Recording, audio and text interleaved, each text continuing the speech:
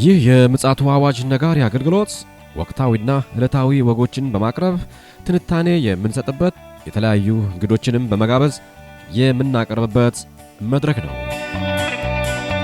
አዘጋጅ ይልቃል አስራት። ሰላም ጤና ይስጥልን ውድ የምጽአቱ አዋጅ ነጋሪ አድማጮቻችን እንዴት ውላችኋል? እንግዲህ ዓለማችን እንዴት ሰነበተች ብለን ከፓስተር አለማየሁ ጋር ይህን መረጃ ይዘን ብቅ ብለናል። ፓስተር አለማየሁ ሌሊቱን ቀኑን ጨምሮ ምን ተከሰቱ የሚሉትን አሰባስቦ እንዲሁም ደግሞ ከእግዚአብሔር ቃል አንጻር ደግሞ እየፈተሸልን ለእናንተ ለአድማጮች ያጋራ ይገኛል። ነገሮች ሁሉ በከፋ ሁኔታ ቢሄዱም ለኛ ግን የማንቂያ ደወል ነውና በዚህ መንፈስ መረጃዎችን እንድትሰሙ እናበረታታለን። ከዚች መሸጋገሪያ በኋላ ተመልሰን እንመጣለን። የትም እንዳትሄዱ ጠብቁ።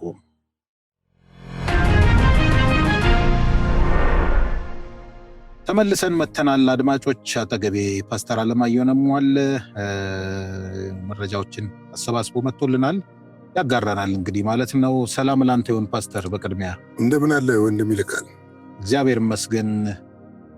ምንድነው እስኪ እጅ ላይ ያለው? በጣም ብዙ መረጃ አለ፣ ግን አንተ የሆነ መረጃ ይዘህ መጥተሃል። እንግዲህ ምንድነው መሰለህ፣ ትናንትና ሌሊት ምሽት ላይ ያው ሌሊት ሰበር ገብተናል። ግን ምንድነው በጣም የሚገርም ነገር የአሜሪካ ውሳኔ እየተጠበቀ ነበር። አሁን ደበድባለች ብለው ነበረ። ይሄን አላደረገችም። እንደውም ዶናልድ ትራምፕ የሰላም ጥሪ ነው ያቀረቡት። ይሄ ዓለምን አስከርሟል። ወይም ደግሞ እንደተለመደው የማታለል ስልት ሊጠቀሙ ይሁን አልታወቀም። እንደው ለመግቢያ ያህል ይሄንን ልልህ ፈልጌ ነው። እና እንግዲህ በኢራንና በእስራኤል መካከል ያለው ጦርነት ያው ቀጥሏል። ማቆሚያ የሌለው ሆኗል። በተለይ ኢራን የምትተኩሰው ሚሳኤሎች እና ቦሊስቲክ ሚሳኤሎች በእስራኤል በሚሊየን የሚቆጠረው ሕዝብ ላይ ጭንቀት ፈጥሯል። አንድ በጣም የተረዳው ዛሬ ሼልተር ውስጥ ነው የሚውሉት፣ ሼልተር ውስጥ ነው የሚገቡት። አንዳንዶች ምግብ ለመግዛት እንኳን ተቸግረዋል። እና ይሄ በጣም አስቸጋሪ ምንድነው አንዳንድ ሰዎች ያሉት ኢራን የስነ ልቦና ጦርነት ጭምር ነው እያደረገች ያለችው። በተለይ አይፋር ከተማና ቴልአቪቭ ኢየሩሳሌም ከተማ ህዝብ ከምሽግ ወይም ደግሞ ከባንከሮች ዙሪያ እንዳይርቅ ተደርጓል እና እንቅስቃሴዎች ተገድበዋል። ይህ እስራኤልን በኢኮኖሚ ደረጃም ከፍተኛ ጉዳት እያመጣባት እንደሆነና ምናልባትም ጦርነቱ ከቆመ በኋላ ምንድነው የሚከሰተው ነገር የሚለውን ነገር በጥልቀት እንዲመለከቱት የሚያደርግ ነገር እንደሆነ ተመልክቷል። እንግዲህ በእስራኤል አንዳንድ ከተማ መብራቶች ተቋርጠዋል። ይኸውም በትናንትናው ዕለት በተደረገው ጥቃት በተለይም ደቡባዊ እስራኤልን መብራት አሳጥቷል። ወደ 800,000 ሰዎች የሚቆጠሩ መብራት አጥተዋል። እንግዲህ እስራኤል ሌላው ደግሞ በጣም የሚገርም እስራኤል እንደገና አሜሪካን ከመታችሁ በኋላ የኒኩለር ጣቢያውን እየደበደበች ትገኛለች። ይሄ እንግዲህ ትናንትና ከዘገብነው ዜና ጋር ተያያዥነት ያለው ይመስለኛል። ምንድነው ሙሉ ለሙሉ አልወደመም የሚለውና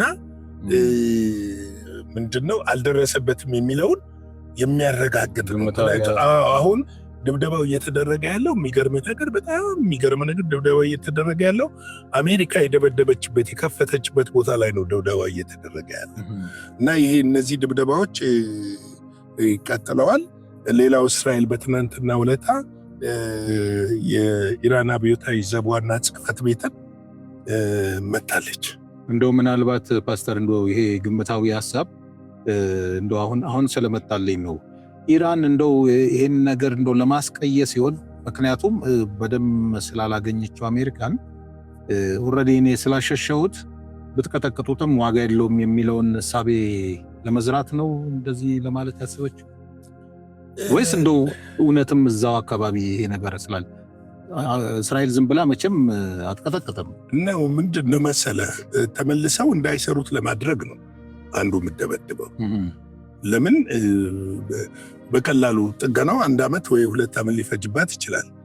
ያንን ለመጠገን በቀላሉ ጠግነው እንዳትጠቀሙበት ለማድረግ ይሆናል እና ወይም ደግሞ ያዩት እንቅስቃሴ ይኖራል። ብዙ ጊዜ እስራኤሎች በመረጃ ነው የሚንቀሳቀሱት። መረጃውን ተከትለው ስለሚሄዱ ያ መረጃን ምናልባትም አግኝተው ሊሆን ይችላል እና እንግዲህ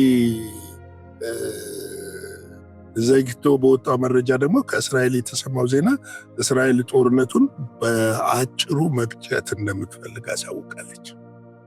ትላንት የዶናልድ ትራምፕ ሀሳብ ጋር ትንሽ ተስማሚነት አለው ደግሞ ምንድነው ምን መሰለህ ለምንድን ይህንን የምታደርገው የሚለውን ነገር ስንመለከት አይረንዶም እና የዳዊት ወንጭፍ ኢፌክቲቭ መሆን አልቻሉ።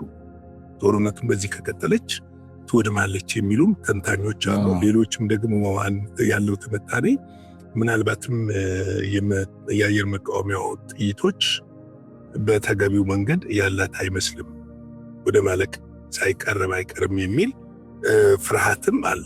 በኢራን ሳይድስ የማቆም ነገር አለ። ኢራን የማቆም ነገር የለም፣ ግን ግፊት እየተደረገባት አሁን ጦርነቱን ለማቆም ቻይናም ግፊት እያደረጉ ነው። በተለይም በዋናነት እነ ቻይና ግፊት እያደረጉ ያሉት ሆርሙዝ ሰርጥን እንዳዘጋ ነው። አሜሪካም የመለሳለስ ዲፕሎማሲ የገባችበት ምክንያት ያንን ሰርጥ ዘጋች ማለት ትናንትም ለመናገር ሞክረነዋል። በዓለም ላይ ከፍተኛ የሆነ የኢኮኖሚ ክራይሲስ ይደርሳል። ያ የኢኮኖሚ ክራይሲስ ደግሞ ዓለምን ወደ ሌላ የፖለቲካ ቀውስ ውስጥ ይከታል። በዚህኛው ደግሞ የሀውቲም እንቅስቃሴ ከታከለበት በቀይ ባህር ላይ አሁን ምን መሰለህ ህዝብ ወደ ተቃውሞ ይወጣል። አሁን ስልጣን ላይ ያሉት መሪዎች ፈተና ውስጥ ነው የሚገቡት። እናም እንግዲህ ይህንን መግለጫ በሰጣለች አየር መከላከያው መዳከሙ እንደ ምክንያት ተወስዷል። እንግዲህ ሌላው ምንድነው የኢራኑ የውጭ ጉዳይ ሚኒስትር አባስ አራግቺ ከቭላዲሚር ፑቲን ጋር ፊት ለፊት ተገናኝተው ተነጋግረዋል። እንግዲህ ራሽያ ከትናንት ወዲያ ባወጣችው መግለጫ በውጭ ጉዳይ ሚኒስትሯ በኩል ያወጣችውን ነው የደገሙት። ፑቲን አጋርነታችን ይቀጥላል፣ ይህ አጋርነታችን ይህ አብሮ መስራታችን ይቀጥላል። በዓለም አቀፍ ደረጃም ፑቲን ጠንከር ያለ ተጽዕኖ እንዲያደርጉ የኢራኑ የውጭ ጉዳይ ሚኒስትር ጠይቃቸዋል። ይህንን እንደሚያደርጉ እሳቸውን ቃል ገብተዋል። ግን አንድ የሰማሁት ነገር ልንገር፣ ሁለንተናዊ ስምምነት ይኑራቸው እንጂ በጦርነት ጊዜ ጣልቃ የመግባት ስምምነት አያካትትም። ለምሳሌ ኢራን ብትጠቃ ራሽያ ጣልቃ የመግባት ስምምነት የላቸው። ምን ከስጋት አይደለም። ስምምነቱ ነው ሲፈራረሙ አንዱ በአንድ ሀገር ጦርነት ውስጥ ጣልቃ አይገባም፣ ግን ሁለንተናዊ መሳሪያ እስከ ኒኩለር ድረስ ልታስታጥቅ ትችላለች፣ ልደግፍ ትችላለች። ያለ ነው እስከ ኒኩለር ድረስ ልሰጥ ትችላለች። ትናንትናም እንደገለጥኩልህ አሁን ኢራን ተቻኩላ ከኒኩለር እንትኑ ልትወጣ ከፈለገች ያንን የምትፈልግ ከሆነ ኒኩለር ለማግኘት ለእሷ አመረተችም አላመረተችም ኒኩለር ለመታጠቅ ቀላል ነው የሚሆንላት። ለዚህ ነው ከአቶሚክ ኤነርጂ ኤጀንሲ መውጣት የፈለገች ከዛኛው አባልነት መልቀቅ የፈለገችበት ምክንያት በቀላሉ ኒኩለርን መታጠቅ እንድትችል እንደሆነ ታውቋል። እንግዲህ ይህንን ካለኛ ደግሞ ምን እናደርግ? እንደተለመደው እንግዲህ እግዚአብሔርን ቃል ዋናው እሱ ስለሆነ የኛ ተልኮ እሱ ስለሆነ ይህንን የእግዚአብሔርን ቃል ደግሞ እስቲ እናያለን። እግዚአብሔር እንግዲህ በነገሮች መካከል መልካምነትን ይገልጣል። እንግዲህ ዛሬ ትንሽ እንድንመለከት የምፈልገው ስለ ዝግጁነት ነው። በተለይም ማቴዎስ 25 ላይ ብዙ ጊዜ ተናግረነዋል። ቁጥር 1 በዚያን ጊዜ መንግሥተ ሰማያት መብራታቸውን ይዘው ሙሽራዋን ሊቀበሉ የወጡ 10 ቆነጃጅትን ትመስላለች። ከእነርሱ 5ቱ ሰነፎች፣ 5ቱ ልባሞች ነበሩ ይላል። ሰነፎቹ መብራታቸውን ይዘው ከእነርሱ ጋር ዘይት አልያዙምና፣ ልባሞቹ ግን ከመብራታቸው ጋር በማሰሯቸው ዘይት ያዙ። ሙሽራውም በዘገየ ጊዜ ሁሉ እንቅልፍ አላቸው፣ ተኙ። እኩለ ሌሊት ሲሆን እነሆ ሙሽራው ይመጣል፣ ተቀበሉ ዘንድ ውጡ የሚል ውካታ ሆነ። በዛን ጊዜ እነዚህ ቆነጃጅቶች ሁሉ ተነሱ፣ መብራታቸውን አዘጋጁ። ሰነፎቹ ልባሞች መብራት ሊጠፋብን ነውና ከዘይታችሁ ስጡን አሏቸው። ልባሞቹ ግን መልሰው ምናልባት ለእኛ ለእናንተ ባይበቃስ፣ ይልቅስ ወደሚሸጠው ሄዳችሁ ለራሳችሁ ግዙ አሏቸው ይላል። ሊገዙም ሄዱ፣ በሩም ተዘጋ። እኔ የፈለግኩት ምንድነው?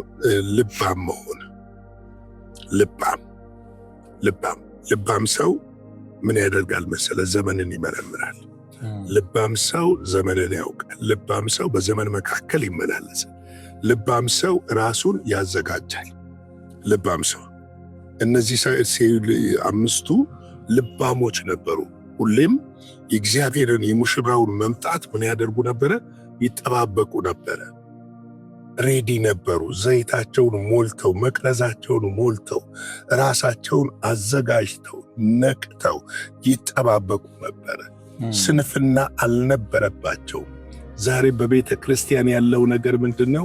ስንፍና ነው። በቤተ ክርስቲያን ያለው ስንፍናም ነው። እንደነዛ ሰነፍ ሴቶች ትመሰላለች በአሁኑ ሰዓት ያለችው ቤተ ክርስቲያን። ዝግጁ አይደለንም፣ ገና ነው ብለን ብዙ ጊዜ እንዘናጋለን። እነዚህ 5ቱ ደግሞ የተዘናጉት ምንድነው? ገና ነው እንደርሳለን፣ ሲቃረብ ድምፁን ስንሰማ ዘይታችንን ልሞላ እንችላለን ብለው ነበር ያሰቡት። ግን አልሆነም። በመጨረሻ ምንድነው የሆነው? በሩ ነው የተዘጋው። ዛሬ እኔ እናንተ ልባሞች ነን ወይ? እየተዘጋጀን ነው? ንቁዎች ነን ወይ? ምን ላይ ነን ያለ ነው? ይህንን እንድታስተውሉ እፈልጋለሁ። ጌታ ኢየሱስ ይባርካችሁ።